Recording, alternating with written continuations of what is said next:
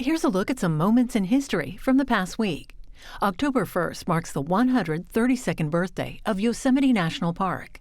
An 1890 Act of Congress made it the third national park in the United States, expanding the wilderness President Lincoln had protected 26 years earlier. The park encompassed nearly 800,000 acres of wilderness. Also on October 1st, in 1946, the Nuremberg trials of leading Nazi officials culminated in 19 of the defendants being convicted and 3 acquitted. They were found guilty of charges that included crimes against humanity and peace. 12 defendants were sentenced to death. Nuremberg stands as a warning to all those who plan and wage aggressive war.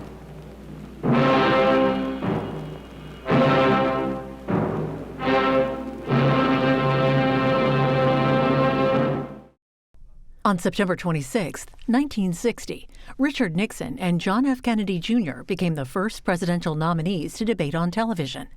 Mr. Kennedy won the presidency weeks later.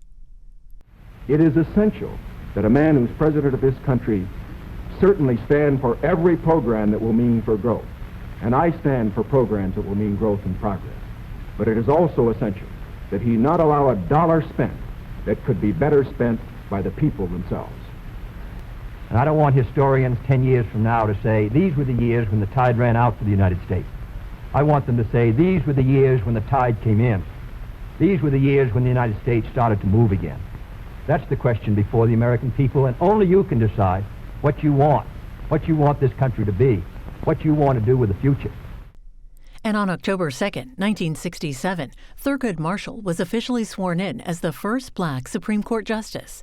Justice Marshall had been the NAACP's chief counsel and won the Brown versus Board of Education case that made school segregation unconstitutional. He served on the High Court for 24 years. And that's a look at what happened this week in history. American History TV has programs on all of these topics in our archives. You can watch them online at cspan.org/history.